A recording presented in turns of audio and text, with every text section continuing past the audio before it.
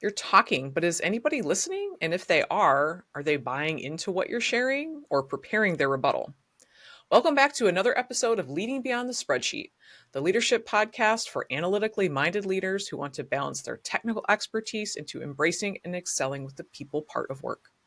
I'm your host, Kris Liebau, leadership coach, keynote speaker, and owner of Action and Ease Coaching. In today's episode, I'm excited to welcome Barbara Boldt. Barbara is a fellow executive coach and keynote speaker who specializes in coaching introverted professionals and leaders to communicate confidently and persuasively. Barbara, welcome to Leading Beyond the Spreadsheet. Thank you, Kris. Thanks so much for having me. I'm glad to be invited. I'm really looking forward to the discussion. I always learn something when we gather. So My pleasure. I frequently work with leaders who want to be more effective communicators, and I find more specifically that they really want to be more persuasive, motivational, or inspirational to their teams to build buy-in that leads to action and results. You and I both know there's a variety of knobs that we can turn to impact that buy-in: verbal, nonverbal skills, knowing your audience, credibility, culture. And I'm really excited to have you here today to get into the nuts and bolts of crafting that clear and compelling message to maximize buy-in. You've promised me that there's a formula. I love formulas. Oh, yeah. But before we get into that, I'd like to kick it off with, what are some of the things that you see when our current communication strategy needs a makeover, or maybe we need to go pull that formula out and use it? Well, typically when I meet people, they're aware that something isn't working in their communication style. It could be that they've been told that by a manager or a peer. Sometimes people who come to me have a developmental goal. It's actually part of their development plan that they improve their communication skills. So it's been made pretty explicit in that case.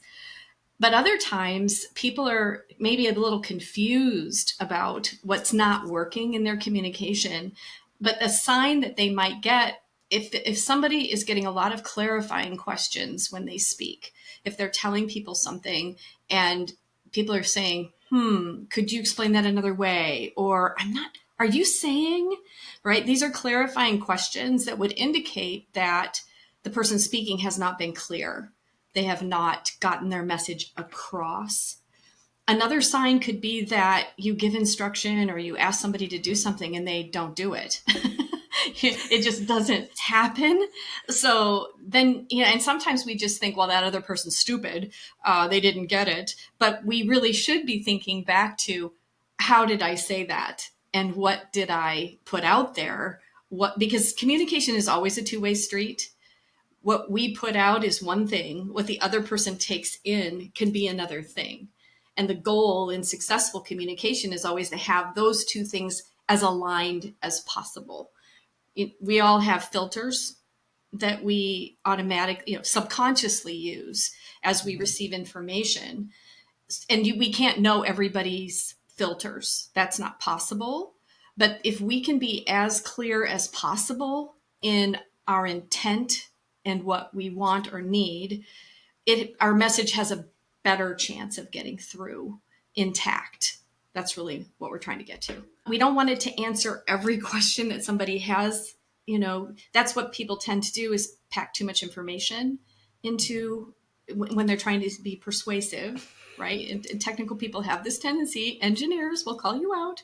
However, the goal is to tell people enough that they get what you're trying to do or what your solution is that you're proposing, and they want to know more. Yeah. So you talked about pitching. I have to admit, in my 20 some years in industry, I never thought about making a pitch. And when we Does were it have a talking, Sorry, go does ahead. it have a sleaze factor for you, that term? Oh, for me, 100%. Yeah.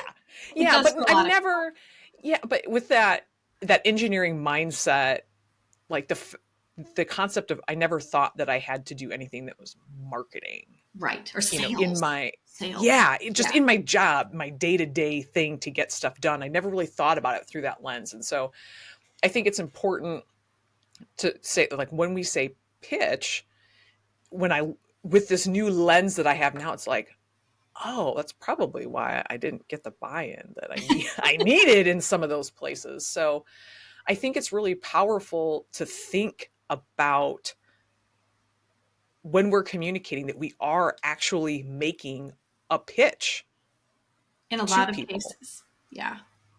And I think in more cases than we realize. Basically, the way I think about it is if you only need people to know something and you don't need them to take action on the basis of that information, you're not pitching. But as soon as you need someone to do something based on the information you're sharing, it's a pitch. It's persuasive. You have to motivate them to take action. So if you think about it, a lot of communication is you need the motivational piece. You need the action taking piece. And that is the shift. That's what creates the difference between just informing and actually motivating and persuading people. At least that's the way I look at it. Just want to take a minute to let that sink in because I think that might be a really powerful insight for some folks to think about it that way. A lot of people assume that if they inform and they give enough information, their audience is going to automatically assimilate that and go, oh, I need to do this. That is rarely the case, unfortunately. It's simply not the way the human brain works. So we have to be explicit about what we want and need people to do. You can't leave it to chance, as it were. A lot of the work I do, or some of the work I do, is with entrepreneurs who are pitching for money. They're in the investment money raising phase of their business. They absolutely can't assume that an investor is going to write them a check on the basis of just being informed about something, right? They've got to ask. They absolutely have to be explicit about asking for the money and telling people what they're going to do with it. So that's maybe the most extreme case, but we can imagine people in the world that you came from and the people that you work with are in, they need resources. They need buy-in from upper management. They need buy-in from their team in order to go forward with a project. All of that, you have to be explicit about asking for what you want and what you need. So I'm hearing that there's a lot of opportunities for practice every day. There is. Yep. There's absolutely. Okay. Well, I feel like we've done a really good job teasing the formula. So how about we just get right to it? There you go. There you go. So I don't say I have a patent on this formula at all. I actually learned it from an organization I work with that does prepare entrepreneurs to do their investor pitches. And when I learned it, when I saw this beautiful formula, I was like, oh my gosh, this makes so much sense. So this problem solution transformation is the formula, PST, and then A. PSTA, we'll say, because so P stands for problem. The first thing your audience needs to know and needs to understand is what is the problem you're solving or that needs to be solved. You could put it that way as well. Sometimes people talk about an opportunity. It could also be that there's some type of an opportunity that can be described.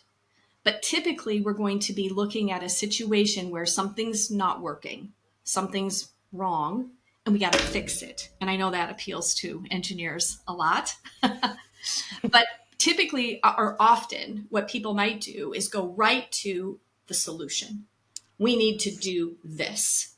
Well, the question that happens when you just go right to solution is why? Why do we need to do that? So if you start with problem and you I talk about robust problem stories or problem statements. If you very clearly paint a picture of this problem and all of its consequences, you don't want just a one sentence problem statement because it doesn't give you anything to build on. So you don't only want to talk about problem, you want to talk about the consequences of the problem. I call this the cascade of pain sometimes. It's like you go deep enough to figure out where the pain is, because typically somebody is suffering some kind of pain, right? It could be financial pain, it could be physical pain, it could be all different kinds of pain, but there's going to be pain there. So that has to be illustrated in the problem part. We'll just call that the problem chunk. Yeah. And before we dive into the solution, the other part of this too is making sure that everybody understands the thing that we're going about to solve. Because some people are like, oh, yeah, like they just know their little slice Mm. of it. And so having that group hug at the beginning to know, what is it that we're really truly trying to solve, and getting that alignment with everybody at the beginning, I Yeah. feel addresses so many other challenges with communication later. Well, it does. And what it does actually, it sets up a template so another one of the kind of beautiful things about the formula is that you change up the way you're sharing information. You start out with story because story engages. Story engages people at an emotional level. And I know story scares the heck out of a lot of people because they think Hansel and Gretel and the breadcrumbs, and it seems fluffy, and I don't know how to tell a story. However, if you can put the problem in the context of the real life of someone or the real life of a group of people, Yeah. people can relate to it. And I actually recommend that people name we name the people in our stories. We name our protagonists. We name our heroes because names resonate. People recall names. And the other beautiful thing about naming our protagonists in the problem part is that we can weave their names all the way into what happens when the problem is solved. So Dick and Nancy didn't have enough insurance on their house, for example. We had a storm last night, winds came through, their roof was torn off. And they discovered after the fact that their homeowner's insurance wasn't adequate to help them restore their home. So they have to move to a hotel. They've got, all the different consequences of this storm coming through, their roof being blown off. The solution for this insurance agent's pitch is that she reviews coverage with her clients to make sure that they have adequate coverage, that if something happens to their home, it's going to be able to be repaired. And when Dick and Nancy, or whatever I called them, met Sarah, she reviewed all their insurance, and they then had the peace of mind of knowing that if a storm came through and their roof blew off again, a second time, they wouldn't have the problem. So this is probably not the best example to use. I'm terrible with examples, but the idea is that the more color you build into the story of the problem, the more you have to speak about at the part when you get to transformation, when you get to what happens when people interact with your solution. This changes, and this changes, and this changes, not just this changes, right? You've got 3 or 4 things you can talk about. So it makes the whole persuasive power of the communication really live. But the key thing to keep in mind, what makes the difference between persuasive communication and informative communication is story. But I'd like to encourage our audience to be brave enough to try story. You can start small, you can start simple, but give it a go because particularly it can bring technical data to life. We've got these numbers here, but what do those numbers mean in the lives of people? You mean people won't be just as inspired to take action looking at my beautiful PowerPoint pivot table as I am? They might be. You're dealing with a lot of engineers. I mean, engineers can twig on other engineers' tables and graphs and all of that. That's very true. I think it goes all back to the knowing your audience. If from the pitch side that you're looking at investors and different things, you're going to have a much broader range with your audience. And when you're working with your team, right, sometimes you can get away with that technical jargon and True. those things, and that does clarify. So it really comes back to knowing your audience. And I think And being able to adjust. Yeah. Yeah, and I think from a leader perspective too, one of the challenges isn't necessarily with the terms that you're using, it's that you may have data that has been shared with you that the other people don't have. Right. And Right. so it's important to examine what are the things that I need to be sharing so that they have the context for Yeah. this and understanding Putting people in the that picture. problem and solution as well. Yeah, definitely. And maybe some of that data would be shared in the problem at part of the pitch to set it up, right? The data sets up the problem. So the problem is this, but it came from this. Mm-hmm. We have to step back a moment to see what drove this or where it came from. So that would be a way to help people understand. Mm-hmm. Yeah. Okay. Go ahead. I was just say we got the problem and we've Yeah. talked about some of the solution stuff. We said, hey, don't, get too far into the weeds and nuts and bolts and, and then we do this and then we do, it doesn't have to be the nitty Not gritty in because we that want people to moment. ask more. Yes, exactly. And then we move into this transformation. Yeah, and there are a lot of words that can be used for the transformation piece. Some people don't like that word, but it's basically the benefit. How is the world better after your solution's implemented? How are the lives of the people you help better after your solution is implemented? So it's the upward swing of the hero's journey. It's coming out of the abyss and finding new life or finding a new way or whatever that might look like or be. And the beauty of it is that if you've laid out the problem really clearly, and then you've been also very clear and accurate about what the solution is, that transformation has a lot of power because then people say, oh, wow, of course, this solution on that problem, of course it creates this outcome. I totally get that. What you don't want is for people to be going, that would solve that? No. Yeah. There's a lot to digest in here. And there's it's not that this has to be a big process.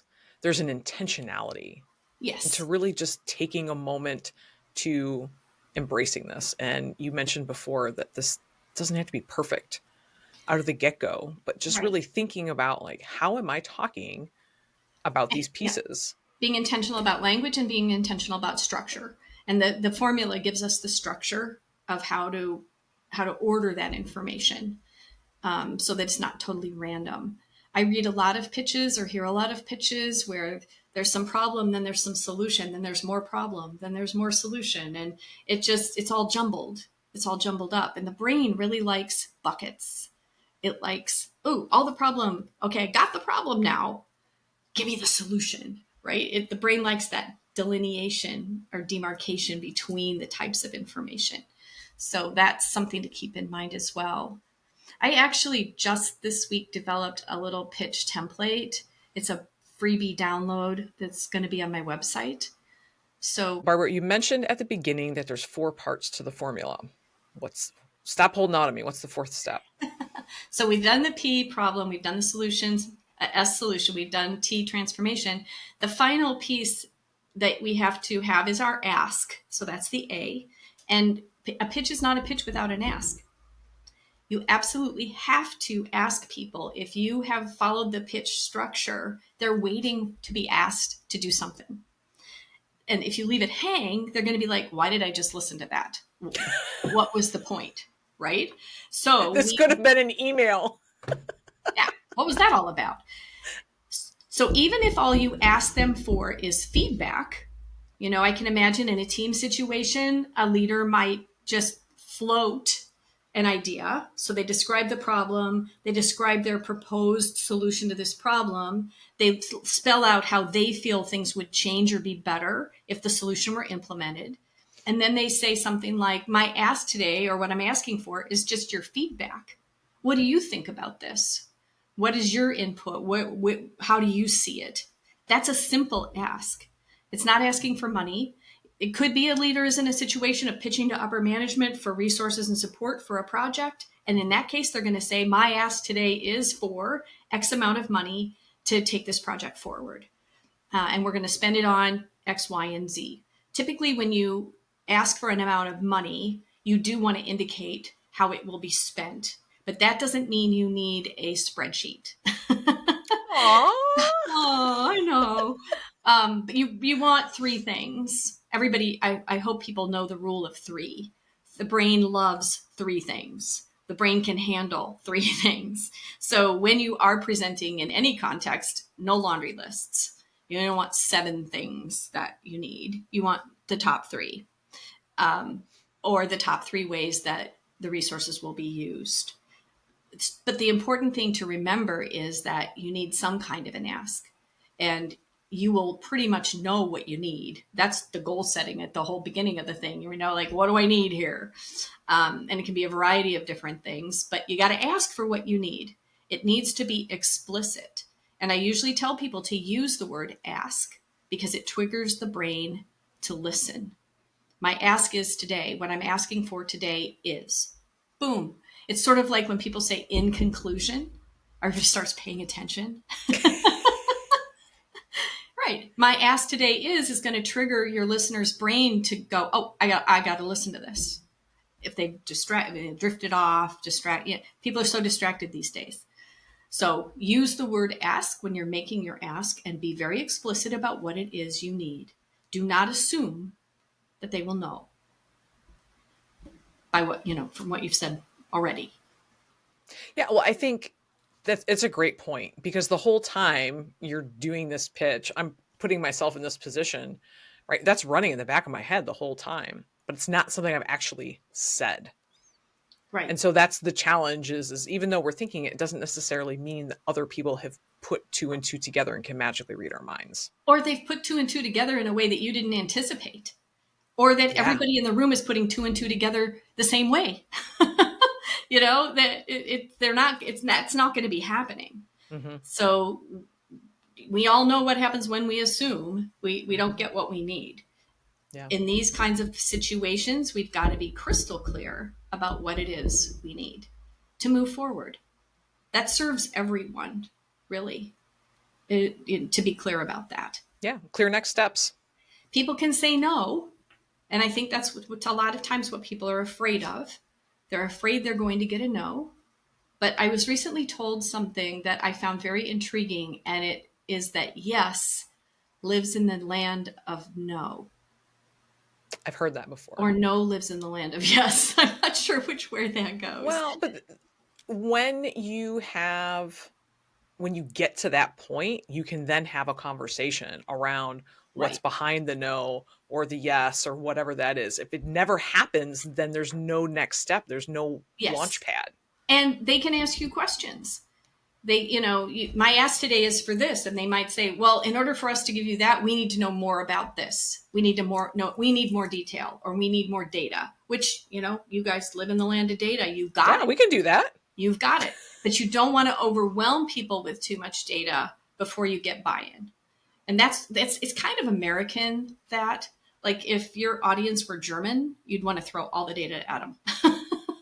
Yeah, I was going to say, yes, there are definitely cultural aspects to how these play. Yeah. And so put a little asterisk after some of these things. And that's a part of know your audience. Yes, in the cultural aspects. But in the U.S., in our culture, in the U.S., we want to be intrigued by it and like it before we know more. Because if we don't like it, we don't want to know more. You don't have to tell us anything more. This is boring.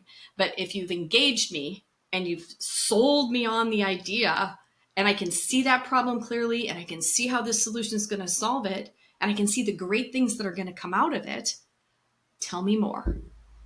Right? That's how we work.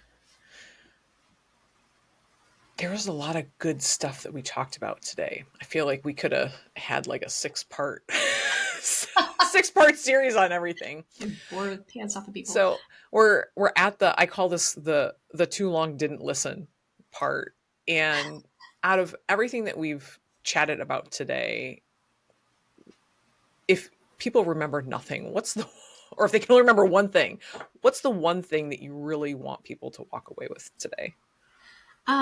I think the fact that we pitch more than we know. So you're probably pitching, not even realizing it. And if that's the case, why not do it better? Why not make it work for you? Thank you, Barbara, for joining me today. Like I said before, I always come away with something when I have an opportunity to chat with you. Definitely have a few nuggets today. For people that are interested in connecting with you and learning more about what you do, what's the best way for people to get in touch? The best way is to go to my website, which is www.boldglobal, and it's bold with a D, BOLDT, global.com. I've got a number of places on the website where people can write me a note or schedule a discovery call. And I also have some freebies that people can download. And one of them, which is kind of new, is a pitch template. Thanks for listening to the episode. If you've walked away with something today, please like and subscribe. Reach out to me, Barbara. We'd love to hear what your takeaways are. Feel free to share this episode with colleagues or watch it with your team. Find a buddy, find a partner in order to have somebody to get some feedback and be on this journey with you. Feel free to share your biggest takeaway in the comments for others to see. And we'll see you Thank you at, for having me, Kris. Thank you so much. This was a lot yes. of fun. All right. Wonderful. Thank you, Barbara.